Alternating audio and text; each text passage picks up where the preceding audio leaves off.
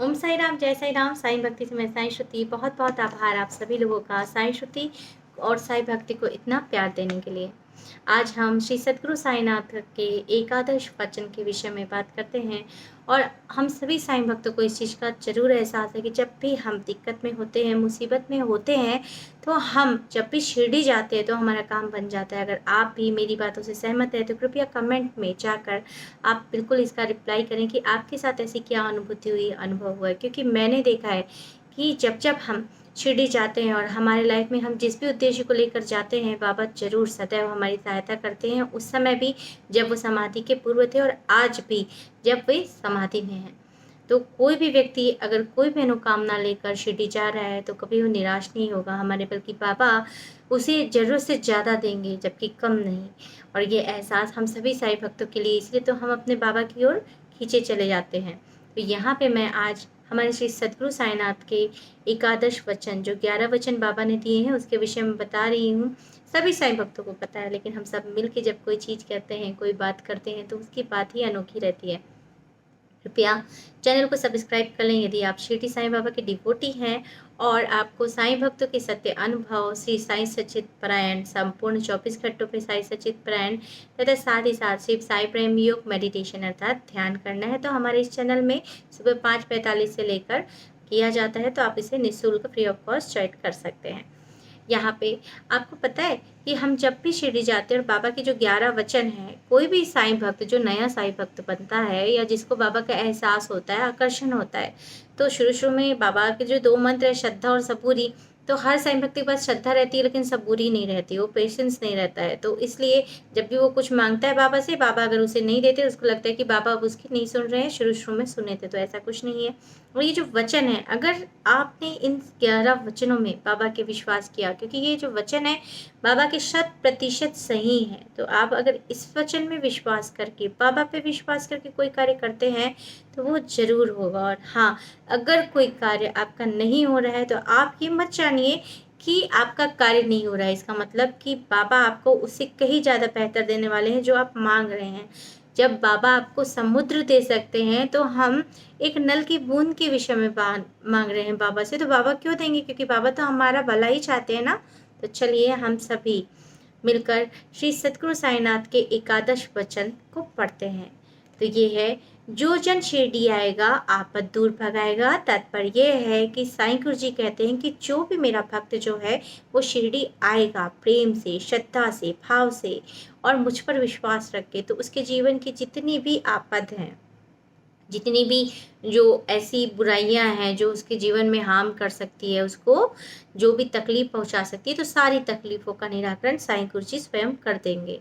चढ़े समाधि की जो सीढ़ी, पैर तले हो दुख की पीढ़ी। चढ़े समाधि की जो सीढ़ी, पैर तले हो दुख की पीढ़ी। तो यहाँ पे कह रहे हैं कि जो भी समाधि की सीढ़ी चढ़ता है, तो जैसे ही आपने समाधि की सीढ़ी में जैसा ही पहला कदम रखा, तो हमारे साईं गुरु जी कहते हैं कि उसके पैर तले जो पीढ़ियों से जो दुख उनके जीवन में तकलीफें चली जाती है ना, कई लोगों के जीवन में होता है पीढ़ी से कोई शाप हो जाता है, श्राप जानते हैं ना, या कोई ऐसी रहता है कि पीढ़ियों से दुर्घटना घट रही है, पीढ़ियों से ये हो गई। तो हमने जब सरेंडर किया साईं गुरु जी के पास, तो पीढ़ियों की जो श्राप है या इन सारी जो घटनाएं हैं, तो पीढ़ियों से भले वो चली आ रही हो, लेकिन आप अगर सरेंडर कर दिए तो वो सब जो है बाबा नष्ट कर देंगे।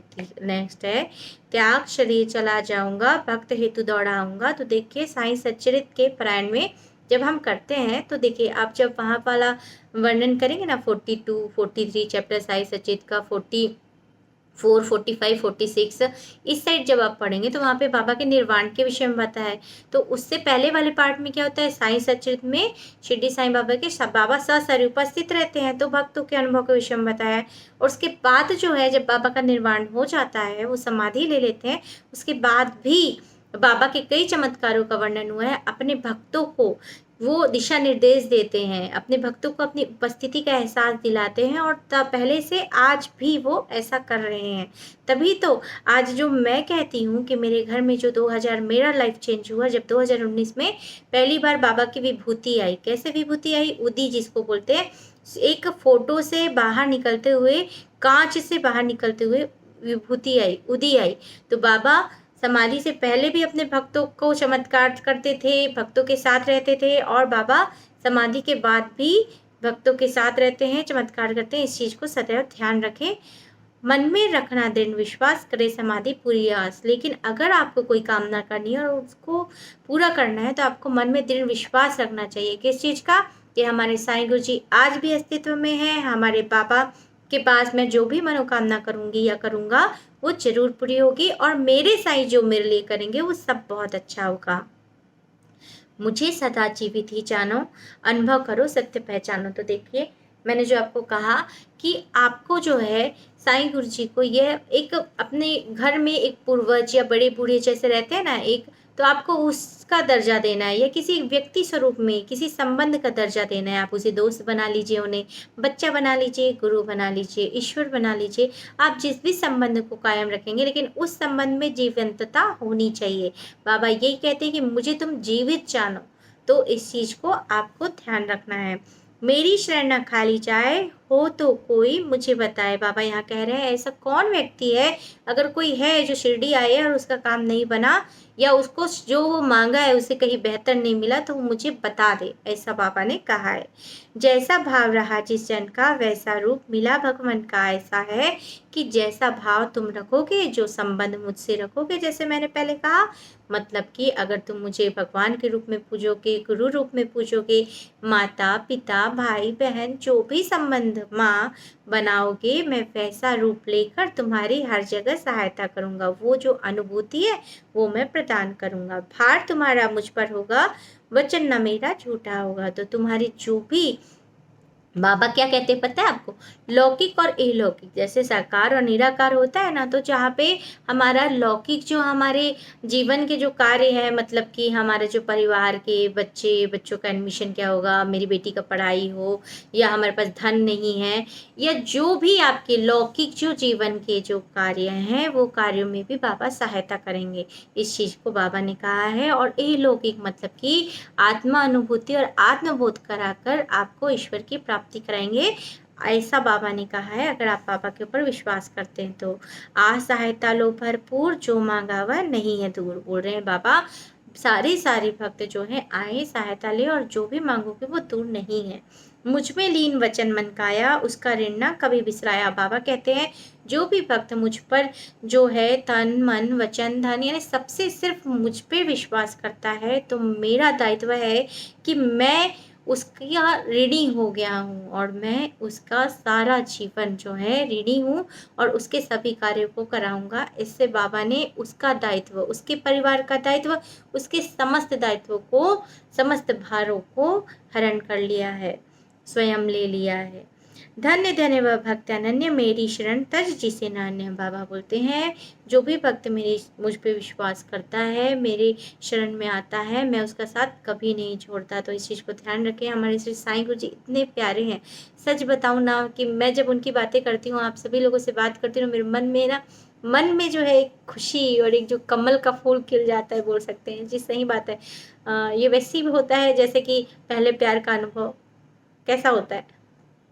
जब मैं बाबा की बातें करती हूँ, जब मैं बाबा का ध्यान करती हूँ, और जब मैं मेडिटेशन करती हूँ, तो मेरे मन में एक अलग सा ही एक हिलोरा, जो एक प्रसन्नता होने लगती है, एक हिलोरा या प्यार का जो भी एक पुष्प है वो खिल जाता है, और मुझे बहुत अच्छा लगता है। तो आप सभी को मैं ये बात बस बताना चाहती हूँ कि देखिए, रूप चाहे जो भी हो, साईं हो, कान्हा जी हो, राम जी हो, देवी मैया हो, जो भी रूप हो, उनको सिर्फ हमारे भाव से मतलब है। आप एक चीज़ बता सकते हैं मुझे, ऐसी कौन सी चीज़ है जो भगवान के पास नहीं लेकिन हमारे पास है? तो वो हमारे पास है हमारे भाव, हमारी भक्ति, क्योंकि भगवान के पास नहीं है ना, क्योंकि भक्त ही ईश्वर को ईश्वर बनाता है। और हमारे साईं कहते हैं कि सब तो मैं तुम्हें दूंगा, तुमको सिर्फ एक ही चीज़ करनी है, अपनी भक्ति श्रद्धा समर्पण करना है। मैं जो कहता हूँ, मतलब कि मानव सेवा माधव सेवा के मार्ग पर चलो, और सर्वलोक का सुखनो भवंतु का कार्य करो, फिर हमारे श्री साईं समर्थ हमारे पास है, सेवा कार्य करो, और बस आप अपने जीवन को बस बदलते देखिए। जो मन में जो मेरे सुकून और शांति मेरे श्री साईं कान्हा जी ने दी है, मैं चाहती हूँ कि हर साईं भक्तों तक वह पहुँचा पाऊँ। और इसीलिए हम साईं प्रेमी योग ध्यान करते हैं। तो अगर आपको मेडिटेशन करना है तो फ्री ऑफ कॉस्ट जो है साईं भक्ति में मेडिटेशन 5:45 को किया जाता है, सोमवार से शुक्रवार। बहुत जल्द ही सारे के सारे चैनल में बहुत जल्दी हम सारे दिन भी करेंगे, तो आप उसमें कृपया ज्वाइन हो सकते हैं। यूट्यूब में भी लिंक आती है और डिस्क्रिप्शन लिंक पे मेरा नंबर है। आप जब कोई कमेंट्स करते हैं तो मुझे बहुत अच्छा लगता है, और मैं देखिए पूरा रिप्लाई करती हूँ सभी को पर्सनली। थोड़ा सा टाइम ज़रूर लग जाता है, लेकिन मैं सभी का रिप्लाई करती हूँ। और नेक्स्ट जो अंतिम बात है, इस चीज़ को मैं एक बात बोलना चाहूँगी कि जो बाबा ने 11 वचन कहे हैं ना, आप बिल्कुल पत्थर की लकीर मानकर इसको स्वीकार कर दीजिए। शुरू आपको लगेगा कि अरे आपका काम नहीं बन रहा है, लेकिन बाबा कैसे काम बनाते हैं वो बाबा ही जाने। लेकिन ना ऐसा मत जुड़ो कि बाबा से आपसे मांगने के लिए ये ही करवा दो बाबा, वो ही करा दो, ये ही करा दो, इस भावना से मत जुड़ो। बस आप जाओ, और सच बताऊँ ना, आप जिस भी भावना से, फिर मुझे तो ऐसा लास्ट में लगता है कि आप जिस भी भावना से जुड़ो, बाबा को जब आप में परिवर्तन कराना रहता है तो वो कुछ ना कुछ करके आपको जोड़ लेते हैं। फिर धीरे धीरे आपकी आत्मा की शुद्धि वो करते जाते हैं। और मैं नहीं तो मुझ जैसी आलसी लड़की का, मैं तो मुझे नहीं लगा था कि मैं कभी इतना पूजा पाठ करूँगी। ये जो अनुभूति, ये जो ध्यान, मैंने सवेरे ब्रह्म मुहूर्त में उठ के मैं ध्यान करूँगी ना, मैंने कभी नहीं सोचा था।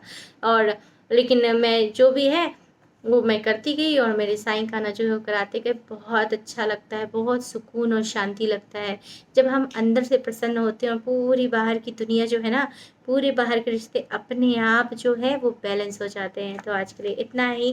चैनल को सब्सक्राइब कीजिए, और सारे साईं भक्तों तक साईं प्रेम योग ध्यान जरूर करें, मैं ये गुजारिश करूँगी।